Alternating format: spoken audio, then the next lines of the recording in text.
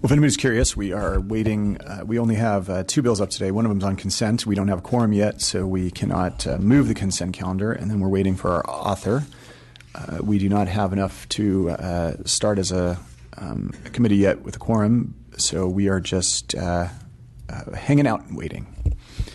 Sergeants have called the Senate author, and also the members of this committee, so we should start shortly.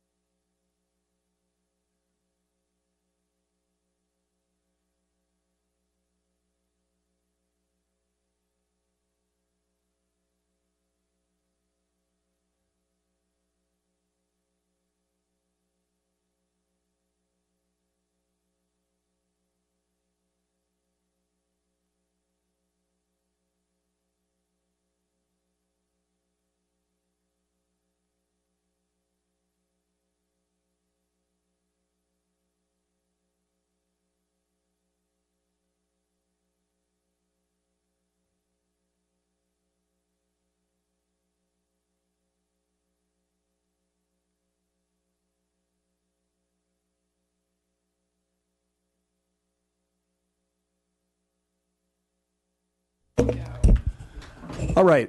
Good afternoon, everybody. This is the hearing for the Assembly Committee on Utilities and Commerce for June 15, 2016. Madam Secretary, please establish a quorum. Gatto. Here. Patterson. Here. Burke. Here.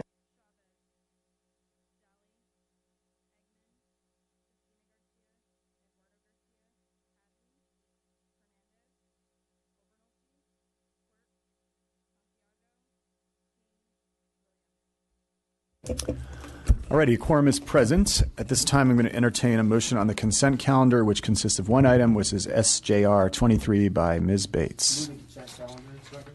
Consent calendar has been moved and seconded. Madam Secretary, please call the roll. Gatto. Aye. Oh, sorry. The motion is due past the Assembly floor. Gatto. Aye. Patterson. Aye.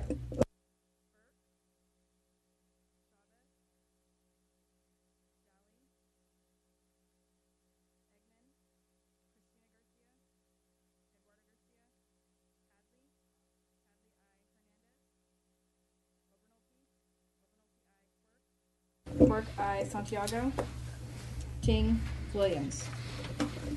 The consent calendar is adopted. We'll place that item on call for members to add on. I see our wonderful and distinguished Senate author, Mr. Bob Hertzberg. The floor is yours. Yes.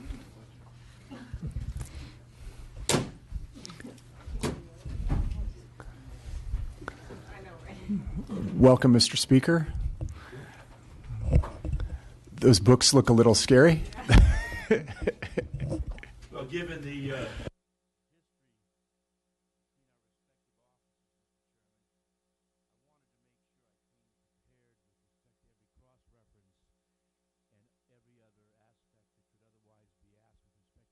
of public policy, because I know I demand that of you, and I expect that you demand that of me. I've got my questions ready. Thank you, sir. And I got my answers ready. Let's see. This is part of a larger dynamic of public policy that have been engaged in working with water policy and the interrelationship between water policy and energy policy. Many years ago, the energy world was defined by a very regulated industry where on a hot August day in Los Angeles, all your peakers were popping and you were blowing out everything you could blow out to keep all those air conditionings running and the like. Now what's happened as a result of just yesterday, 41% of the state operating on renewables, you might have a windy day out in Palm Springs or Altamont Pass. You have your whatever solar you've got in terms of the gigawatts of solar that we have in the state that produces power.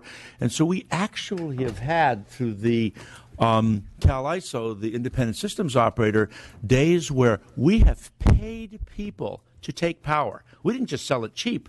We paid people to take power. So I look at this whole renewable space as a way to look at public policy in a different way. How to domesticate work by creating local jobs, because we'll produce energy. Maybe we sell it out of state. Maybe we use energy to use it for transportation fuels or other things. This measure deals with the interrelationship between water policy and energy policy. If we have times of the day where energy is surplus and where it's cheap, okay, what we can do is we can create rates to incentivize that water to be used, that energy to be used to create water. It could be desal, it could be brackish desal, because one of the challenges that we face in moving water, in desalinating water and the like is energy costs. Well, all of a sudden, we're spending $2,300 an acre foot in San Diego for that project on the coast for acre foot for water, $1,000 round numbers in Los Angeles. Well, if all of a sudden the energy costs drop dramatically, you might be able to actually make it less expensive. So this is a way to ask the regulators to start looking at changing the tariffs in a way to align those interests and to start taking a more sophisticated approach toward the interrelationship between water and energy policy. Smutny Jones is the guy behind the deal, and he'll tell you stuff too.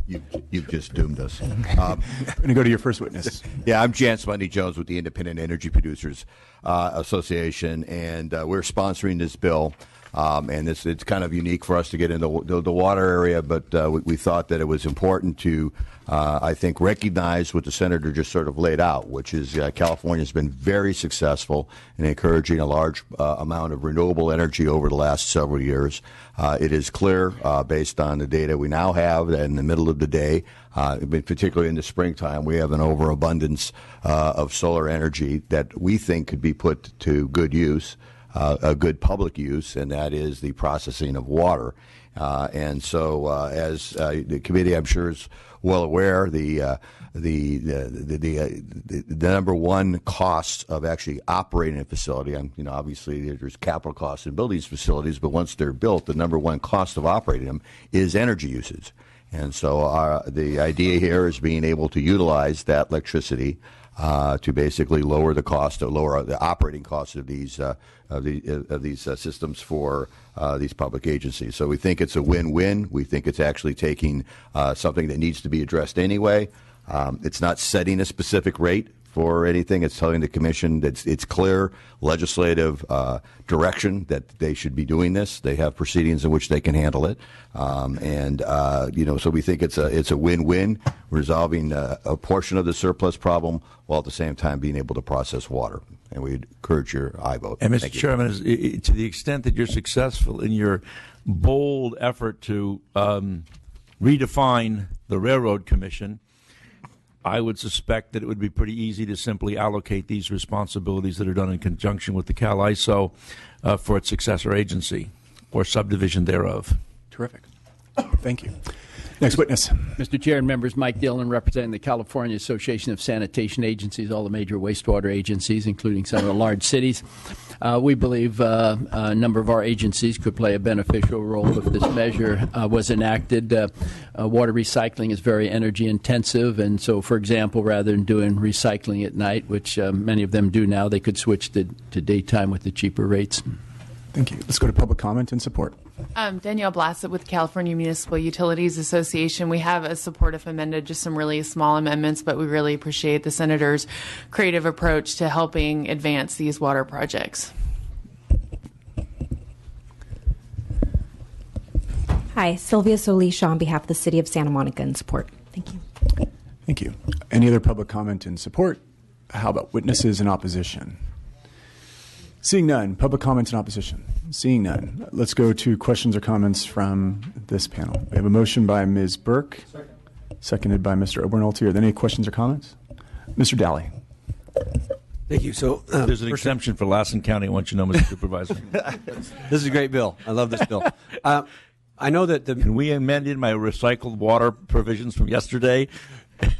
I just wanted to ask you, I know that the manufacturers that are actually left in my district, the few of them that are there, are already doing this on negotiating with the utilities. So it's not available to public agencies? Is that what this bill? No, of course you can negotiate. What we're trying to do is, with respect to the investor-owned utilities, to create a tariff, a regulated number. Basically, it shows an incentive, to align incentives to get these guys to see the value of water. We outline that in the intent, and we give them direction to come up with new tariff rates for the investor-owned utilities. But certainly there's all kinds of people that are doing it privately right now. Awesome, thank you. Although there's severe restrictions, and I have measures trying to do those things, but the political industrial complex looms large, especially at this committee. Mr. Clerk.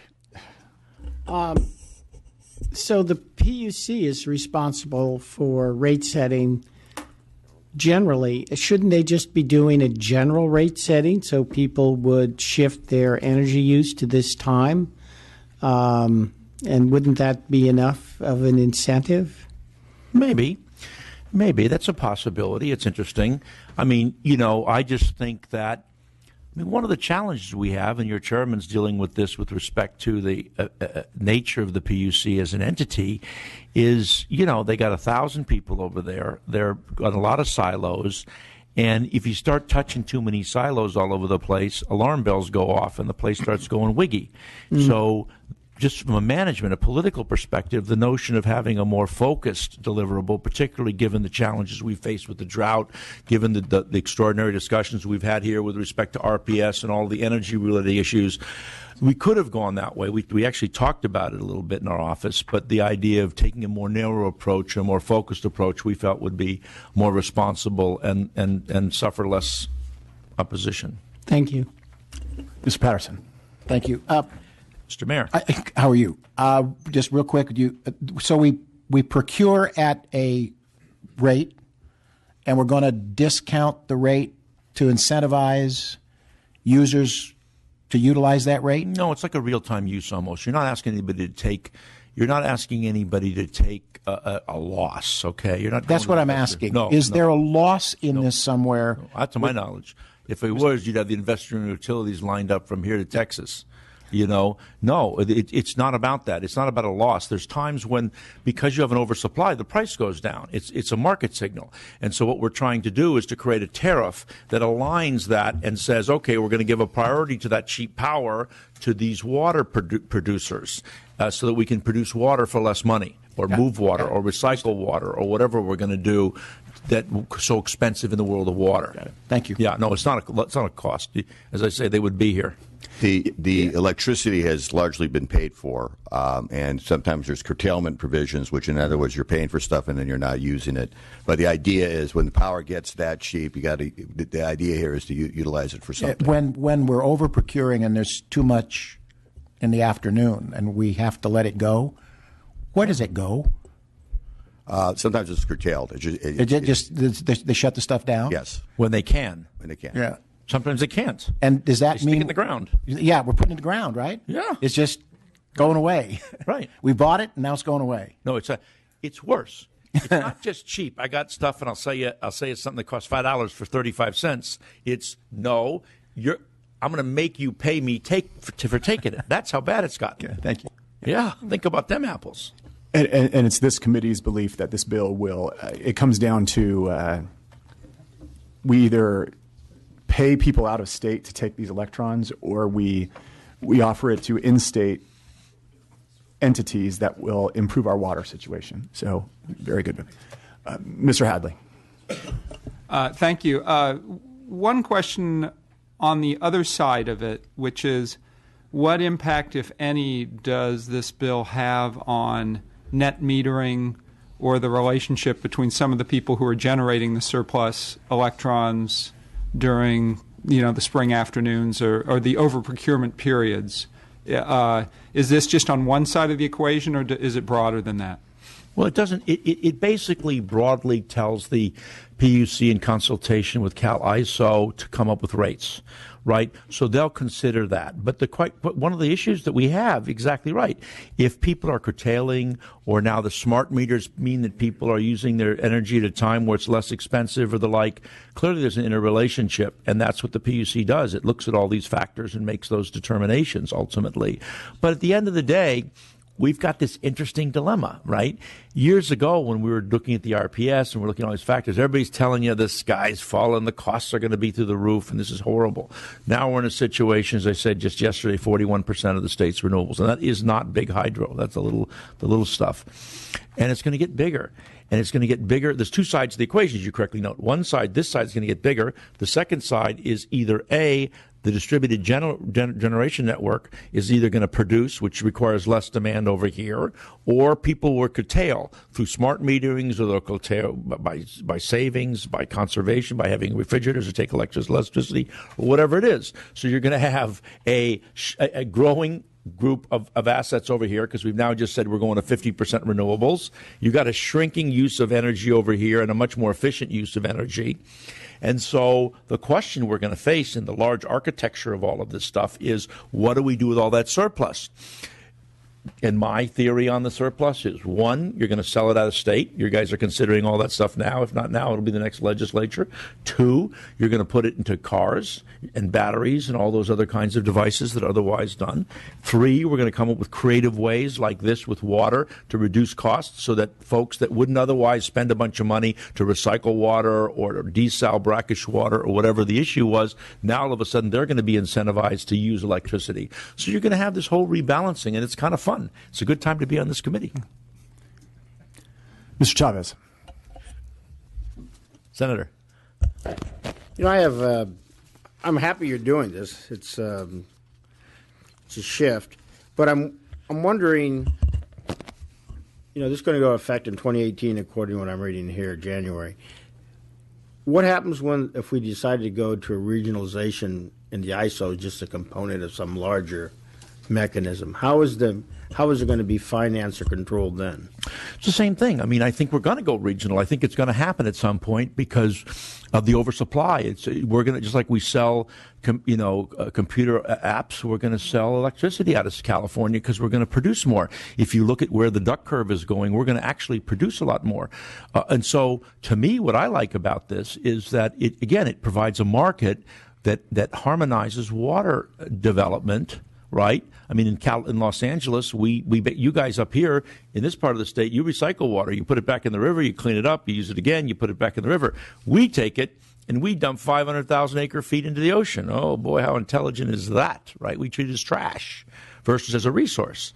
And so this helps us think through because one of the big reasons we do that is the cost is so high. But if you can start, bringing it in and recycle water and the like, because your energy cost of moving that water is less, you create markets for energy for less money, and you create a more stable world of the water world, which, whether we like it or not, if it gets rainy today, it's going to be drought tomorrow.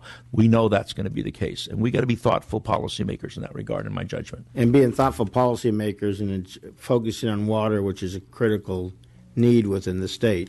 So now we're taking an overabundance of energy we have, so we have this curtailment issue, so we're going to use it for water. What if in the future, as we develop our economy, we have another governmental need? Let's say if we ever got to the point where our transportation was all electric, would you actually be seeing this, that we would then pick a second child that we take care of beyond water? It's going to be a fight like you always have in government, between powerful interests. And the electrical people are going to say, we need this because this is the impact on society versus the water, and the water stuff doesn't work. And there'll be the fights that appear before these legislative committees, and it's up to us to figure out how to deal with it intelligently. That's going to happen. But the bigger issue in the water play for me, in how this plays out, is we're taking so much water in the South. Take away from the farmers that grow crops that are the backbone of this place. We're creating huge political problems between the North and the South because we're sticking a pipe in your water supply in the North. The people that represent the North around here, and we're stealing his water, or in the river, right? We got to change that game. And the biggest problem of changing that game is cost. And cost is energy. And this is cool. That's simple. Any other questions from the panel? So, Mr. Hertzberg, I do have one question. So, in section... How many subparts? Well, yeah, in section 1A8B of your bill, it refers to section 7907 of the Water Code, which in turn refers to Part 1, Division 3 of the Government Code. Could you explain to this committee the interplay of those sections, please? Yeah, I'll tell you that. Differently. One was drafted during the Wilson administration, and it's political, and the other was drafted in the Davis administration. And so what happened? Actually, that was the water bond that it refers to. That was drafted in 2014. Davis and Wilson were not here. But thank you. That was almost a good answer. I thought it was in those books. The student takes down the teacher. I try. Would you like to close, good sir? As do I vote, sir. Thank you. All right, bill's been properly moved and seconded. Madam Secretary, please call the roll. The motion is due pass to the Water, Parks, and Wildlife Committee. Gatto? Aye. Gatto, aye. Patterson? Aye. Patterson, aye. Burke? Burke, aye. Chavez? Aye. Chavez, aye. Daly? Aye. Daly, aye. Eggman? Christina Garcia? Aye. Christina Garcia, aye. Eduardo Garcia? Aye. Eduardo Garcia, aye. Hadley? Aye. Hadley, aye. Hernandez? Aye. Hernandez, aye. Obernolte? Aye. Obernolte, aye. Quirk? Aye. Quirk, aye. Santiago? Aye. Santiago, aye. Ting? Williams? Aye. Williams, aye. You're dating yourself to the Woodrow. Well, that bill has passed. We are going to hold the roll open for a little bit for a member to add on. And also, members, we'll hold the roll open until 2 o'clock for members to add on. We're going to now take add-ons for the consent calendar, which is on call. Madam Secretary, please call the roll again. Thank you. Eggman? Christina Garcia? Aye. Christina Garcia, aye. Eduardo Garcia? Aye. Eduardo Garcia, aye. Hernandez? Aye. Hernandez, aye. Santiago? Aye. Santiago, aye. Ting? Williams? Doss. Consent calendar. Williams, aye. All right, we'll put the consent calendar back on call for another 4 minutes, as well as SB 919, and we'll wait for a couple members.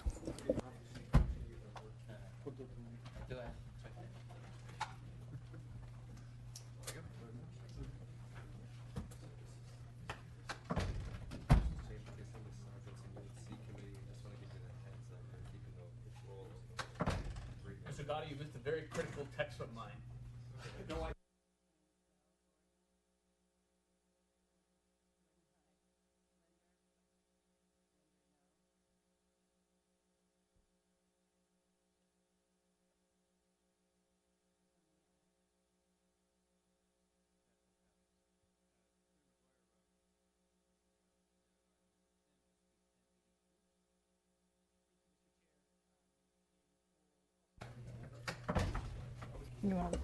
Yeah.